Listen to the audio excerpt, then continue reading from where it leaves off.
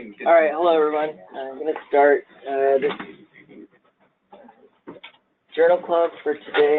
The article we're reviewing is in the Lancet Respiratory of October. This year, immediate interruption of sedation compared with usual sedation care in critically ill post-op patients, the SOS vent study. So just a little background on sedation in the ICU. Over the last 15 years, we've had a sort of a decrease in basically the amount of sedation we've been prescribing patients, and there's been different modes of doing this. Initially, there was protocol-driven sedation, which is like based on RASS scores, and that was shown to have improved amount of ventilator days, hospital stays, increased risk of delirium. And then there's also daily sedation interruption, which gained some headway and also showed decreased amount of ventilator days and ICU days, and delirium as well. And these studies were mainly done on either all-comer ICU patients or mostly medical patients. This group out of France wanted to study sedative use in post-surgical patients specifically, and to look at the outcomes compared with that. So what they set out to do is an investigator-initiated, which basically just means that there's no pharmaceutical company or device company that's involved with the idea or the carrying out the actual trial itself, and a multi-center trial, which was stratified. And stratified basically means that it's supposed to be a randomized trial, but in order to ensure that the baseline demographics of both groups of the trial are equal, they chose a few risk factors which they knew that they wanted to be separated equally, and they made sure that with the randomization process that both groups were equal in those few stratified risk factors. I know it's a parallel group, which is basically just saying that it was not crossed over. So there's two different arms, and they both stayed in their own arms with the trial. And it was randomized by a computer. And what they wanted to look at was 48 hours of successful extubation. They also looked at a slew of other markers, some of them being ventilator days, ICU length of stay, hospital length of stay, mortality. And so what they did was a bunch of centers in France.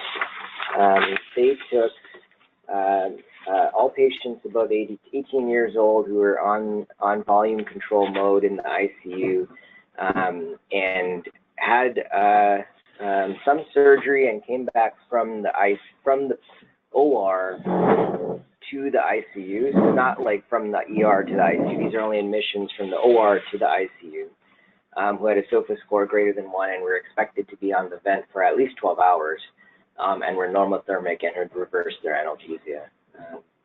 And they all abdominal surgery, right? It was, yeah, and they had a lot of them, but mostly ended up being abdominal. They didn't set out to put that in their exclusion criteria, though. So they excluded people that had brain injury or severe ARDS, had a history of substance abuse, or had advanced directive goals towards not pursuing any more care, and who weren't pregnant or who were pregnant were excluded. If the patient had uncontrolled bleeding, or if there's a reoperation planned, or if there's an open abdomen. So the protocol, the first line just says basically they were stratified by those risk factors to ensure that it was equally distributed in both arms. What they received, there's two arms, and what they received was either an intervention arm, which is the interrupted sedation arm, which basically had immediate interruption of sedation. And then the other arm was continuous protocolized sedation, which was RASS score and behavioral pain score guided sedation. So the protocol basically followed the SCCM guidelines for sedation in the ICU. So both arms actually received standard of care sedation. It's just that the first arm had immediate cessation of sedation, and then their pain was assessed, and then they were given pain meds if necessary. And if they had needs for sedation after that, then they were started on RASS score guided sedation for a goal of -3 to 0. The other arm, which was the protocol arm, the standard of care arm, which is protocol-driven therapy, just basically received sedation guided towards the RASS score of -3 to 0. So each arm had pretty significantly intensive sedation and pain treatment, and I'll show you the protocol that they actually used. And each arm, in the morning, sedation was stopped so that they can assess their readiness for extubation. And in any time when sedation was stopped, they were immediately refluxed to an SBT. Let's see. So this is the behavioral pain scale. If anyone hasn't seen it, just so you're familiar with it, it basically looks at nonverbal signs of the patient's pain. This has been validated when patients actually do talk to confirm that it's correlative of the patient's actual pain requirements. And then an agitation sedation scale, which we are aware of and are familiar with. So this is just there for you. This is the protocol that they used, which shows that they looked at their pain needs first, and if their pain needs were met and they were still agitated, then they looked at their RASS score to guide other continuous sedation needs. They did use, let's see. So it's not written in here, but what they did actually use for pain medications initially, before starting an opioid, was Tylenol, something that's a French equivalent of Neurontin, and Tramadol. And if those didn't work, then or if the patient had severe pain, then they would just start an opioid infusion. And so just going through their study and their results, they screened 1,600 patients, they had 1,600 patients which are eligible, 186 were screened, and 140 ended up being randomized, and that kind of goes in line with the standard enrollment rate of about an average of, I think most studies enroll about 60% of the patients that they screen. This one was about 75%, so they had a pretty good enrollment rate. This is really busy, and the next slides are going to be really busy because I couldn't figure out how to highlight on Google Slides, but I'll just go over everything with you. This slide just tells you that the baseline characteristics of the patients were pretty similar, mostly abdominal surgeries, like Dr. Keene mentioned earlier. Their SOFA scores are listed, the next page. Their SOFA scores and SAP scores are listed here. SAP's 2 score is 17 variables. It goes from 0 to 163. The average SAP score that I found was about maybe 13, the only one that I really found an average of in an ICU.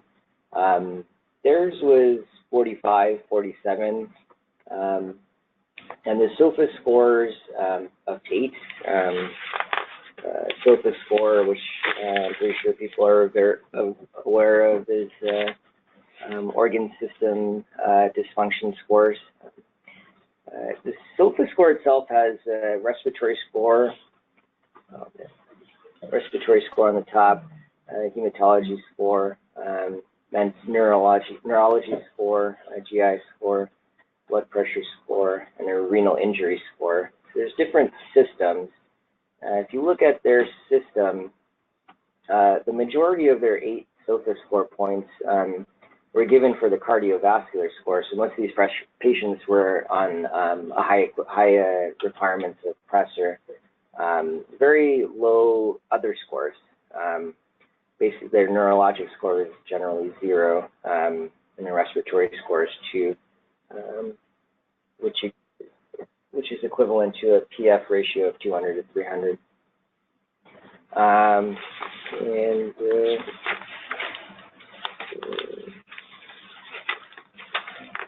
Looking at the results of their studies, so as hypothesized, their time between randomization and successful extubation, or the amount of hours on the vent, was significantly different in the intervention group versus the control group. So only in the intervention group, the group that got immediate interruption of sedation, they only spent 8 hours on the ventilator until they were extubated, and that's compared to the control group, which got usual care, spent 50 hours on the ventilator before they were extubated. And that was their primary outcome, so they met their primary outcome. Other issues that they looked at, there was a significant difference in coma and delirium, and it was quite significant. So the patients that had interrupted sedation had less coma and less delirium. Interestingly, pain did not differ, even if you immediately stopped sedation compared to continued sedation. There was no difference in the amount of pain the patient experienced. Rate of ileus also did not differ, and then the complications in self-extubation. I just don't understand how they got that information. Which information? The pain part. Oh, they use the behavioral pain scale, which is like a lot of nonverbal signs of. Yeah, I know. I don't believe it. Oh yeah, yeah. It's subjective, like, in a way. And yeah, and ileus was unchanged either, and so neither was self-extubations, removals of catheters, and the need for reinterventions. They were unchanged whether the patient was on less sedation or more sedation. And these are just some of the other things that they looked at. Other infectious complications didn't differ, so patients didn't develop more pneumonias because they were on the vent longer. The days, let me show you this. The use of norepinephrine and the days with norepinephrine are differed here. And basically what that came out to was that the days that they found on a subset analysis of Levophed use of a high dose was less, and that attributed to the days with norepinephrine use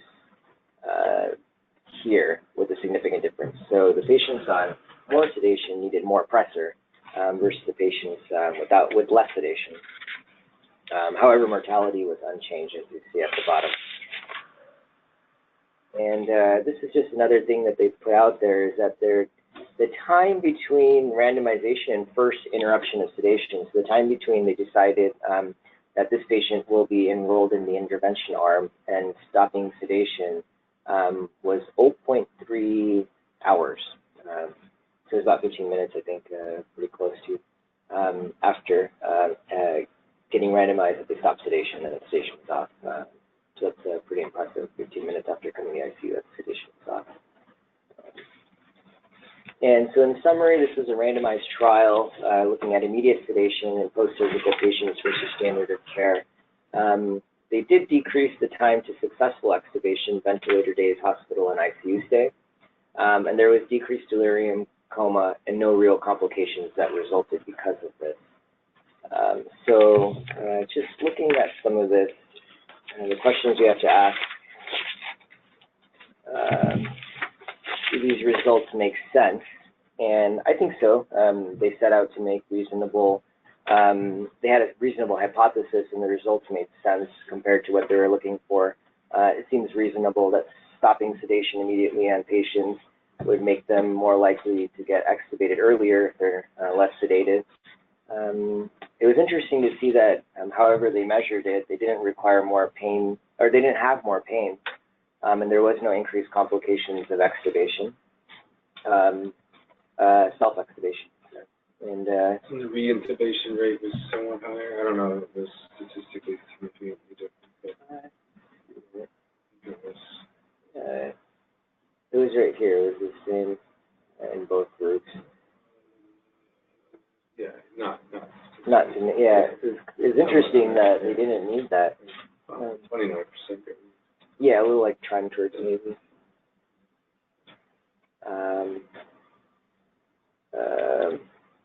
Yeah. Does the data match up?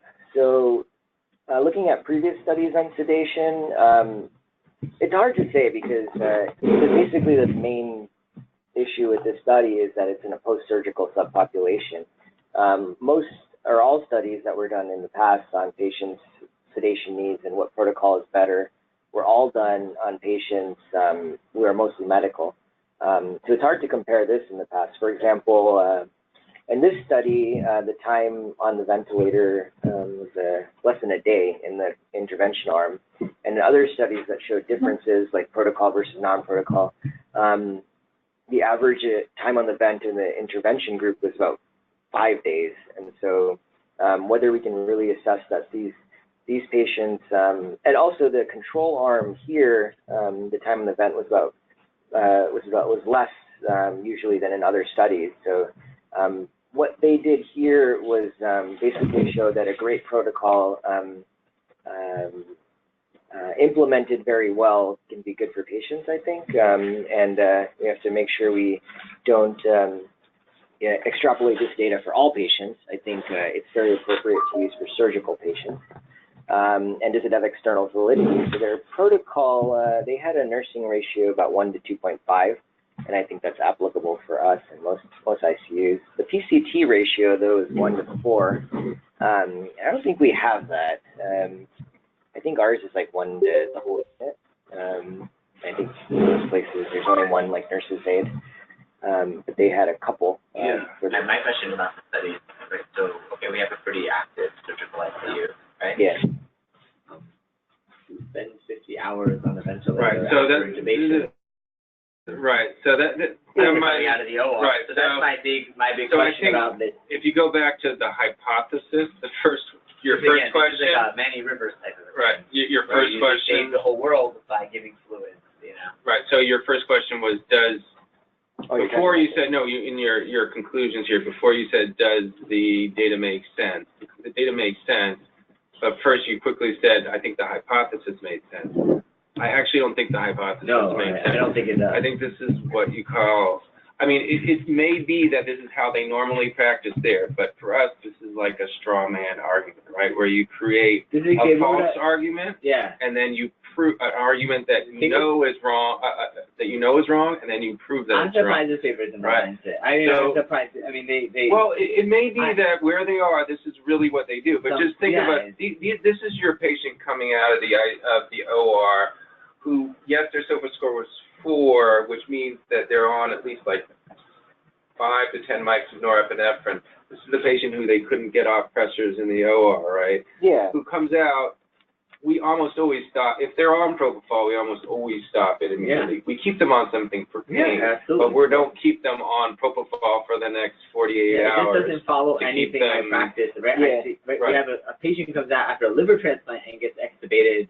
Right. Sometimes you get extubated on the table. Right. Yeah. So it's just even like, on suppressor. Right. It doesn't even make sense, right? So you have cardiothoracic patients that are getting extubated immediately. So it just seems weird to me that someone spent. I can't remember the last time somebody went for abdominal surgery, and if it wasn't for one of those exclusion criteria, spent 50 hours on a ventilator. Was not actively bleeding, or wasn't going to need to go back to the OR because something didn't go right. Right. Yeah. I think what they did was just follow the protocol too literally. They follow the protocol for medical patients very literally, and you could even argue that the way that the recommendations are written are now outdated because there's a lot more encouragement of continuous sedation, and it's sort of just become outdated.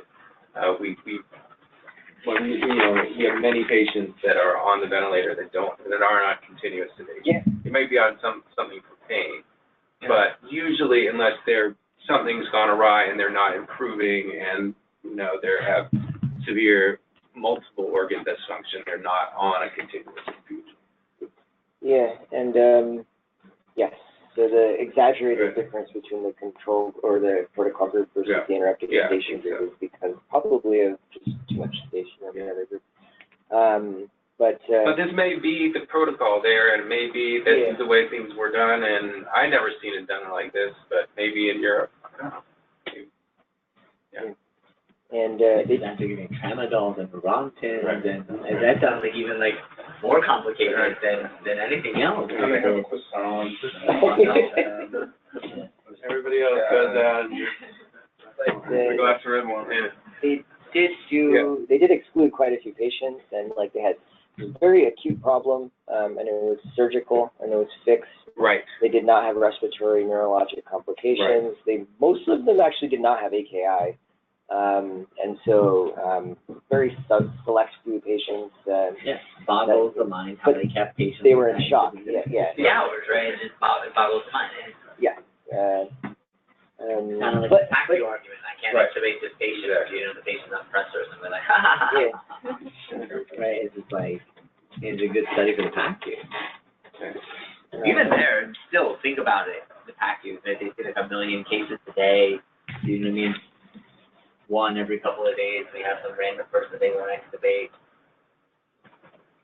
Yeah, and that was one of my thoughts in terms of like what could cause prolonged sedation would be like those things, like change of shift, PACU late cases, or some other hearings. I don't know if a reintubation is a reportable event for like a post-surgical complication. And if it is, that might be something that precludes aggressive early extubation of the patient. I don't think it is a quality indicator. For whatever reason, self-extubation tends to be a quality indicator in many units, which I still don't completely understand. Yeah. But reintubation is not a standard quality indicator in the U.S. The respiratory therapist is in the room and did ever a self-extubation. Sort of like tree balls in the wood, Well, that's always the question. Is like if someone has a self-extubation, like when you're weaning the patient, right? Is that a self-extubation, or is that just what the intention was? Right. Just like it's amazing. Ever since catheter-associated, CLABSIs became a quality issue. It was amazing how there are all these hospitals that don't have any CLABSIs because you never send blood cultures from the line. So external validity, I think there is some if you use it in the right patient. And then should we use interrupted sedation? I think we should and we do. We shouldn't use non-interrupted sedation in post-surgical patients. I think it's something that we're pretty aware of. Do we know did they list out what sedatives, like what continuous anxiolytics they used? Yeah, so they follow their protocol.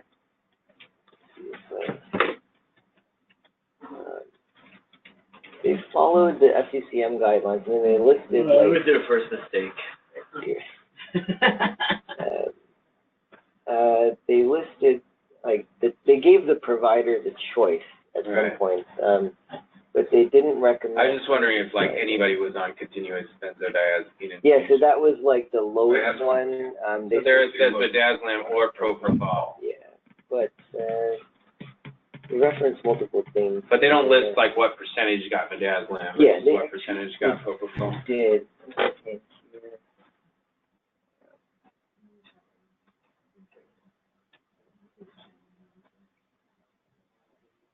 Oh, there you are. The majority of patients got propofol. Yeah. Where's propofol? There. So 29%. Which group? So, but a third of the control group got a midazolam infusion, which you're going to see 0 of your patients get. You know it's going to keep people. They made it so that if you had propofol and then you also had this specific anxiety symptom on the behavioral pain score, then add Versed on top of propofol. That was how they did their protocol, and so I think that did lead to increase because of the fact that the patients were not interrupted on their sedation. Right. They required more sedation, and then they got reflux based on all these protocols to get Versed and to get longer propofol and more propofol. I mean, it's good to think about. We see these patients, and they tell us it's coming out of the OR, this patient's so sick, blah, blah, blah, blah, and you need to, like, start afresh and think it through and be like, is this patient really that sick? Does this patient really need to be on the vent?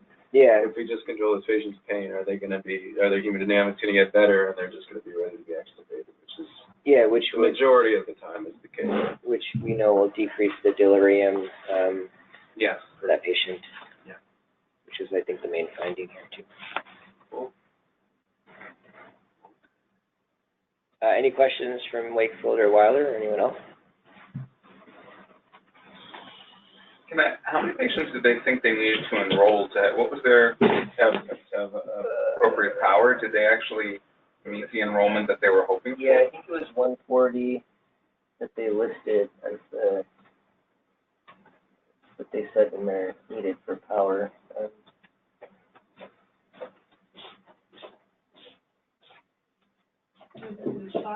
Sorry, you missed it. It's a study about European people who do things wrong. It's pretty simple. They were Italian, don't worry. No, Yeah, it was about the French. The French. It's the French, not the Italian, don't worry. Yeah. Bordeaux, not the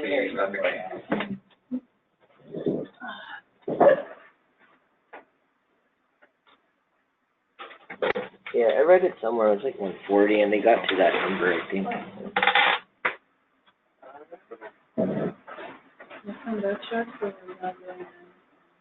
Okay. Cool. Thank you. Yeah.